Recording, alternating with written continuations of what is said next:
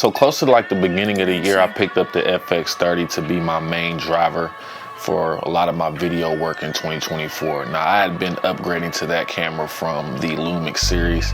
I had been on the Micro Four Thirds series of those cameras. And while I got a lot of good things out of those cameras, the GH5 and G85 in particular, there was just certain things that I was missing that those cameras just didn't possess that would really speed up my workflow on set and in post. On top of the fact that I really have been wanting to dip my toe back into the cinema camera space. So when I seen Sony introduce their FX30 as the entry line cinema camera, I was very curious as to where this camera's place could ultimately end up being in my workflow. And after shooting a crap ton of music videos with it, about 3 weddings with it, 4 or 5 spec ad commercials, as well as an actual paid corporate documentary, I feel like I have a good enough experience with this camera at this point to kind of give you guys my overall thoughts, as well as an honest opinion on whether this camera is truly good for filmmakers in 2024, and also to touch on the subject and topic of whether this is actually a cinema camera or not. So just a quick run through on the specs of the FX30. It's a Super 35 back illuminated APS-C CMOS sensor. It comes with multiple video codecs including H.264, H.265, 10-bit, 12-bit, 420, and 422. It has the ability to shoot 4K up to 60 frames per second. However, if you want to jump up to 4K 120, you are going to get an additional 1.5 times crop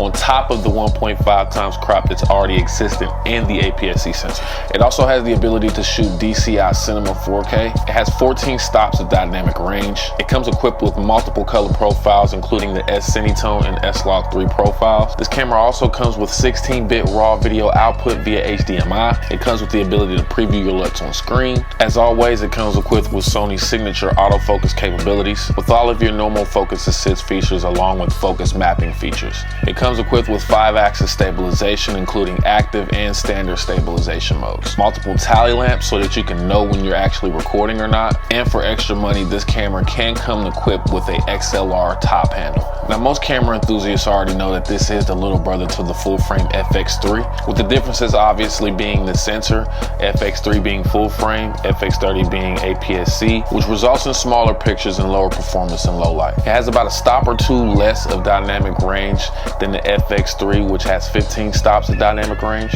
And the high base ISO on this camera is much lower at 2500 compared to the FX30's 12800. And like I said, the last few months, this camera has gone with me on almost every single shoot that I've done since the time that I bought it. I've used multiple lenses on this camera, the Sony 18-105 f4. I've used the Tamron 28-75 f2.8. I've also used the Sigma 16mm 1.4, along with the lens that virtually never leaves my camera, which is the Helios 44-2 58mm f2. I have to say, even with this being a cinema camera, the FX3 and FX30 sort of along the lines kind of resemble the body of a mirrorless camera.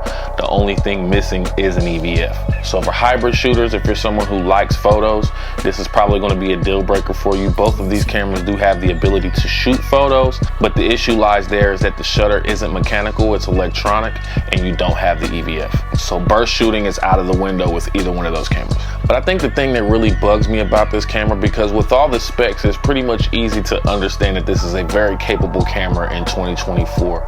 And to be honest, it's probably been a Swiss Army knife in my camera bag since I had it. I'm virtually able to shoot any type of content with this camera. So if that's a question that you're looking to have, you can pretty much consider that question answered at this point. The only thing I literally haven't shot with this camera is sports yet, and that's just because the sports that I like to shoot just aren't in season right now, given that it's summertime. But I think the real question lies, which is a topic that's been talked about in a lot of other videos, is the fact of whether this camera is actually a cinema camera or not. While I do agree it does have the same Super 35 sensor as most cinema cameras, and the colors that you can get out of S-Log3 can mimic a lot of colors that you see out of other cameras, and the fact that this thing has 16-bit raw output, which I didn't even know up until recently. But the ergonomics of this camera and the fact that it lacks a built-in ND filter like, say, the Canon C200 or even the C100 Mark II for that matter. And then on top of the fact that you're setting it in a mirrorless type body, right? This is my thought on this, right? Now, a lot of people aren't going to agree with me on this.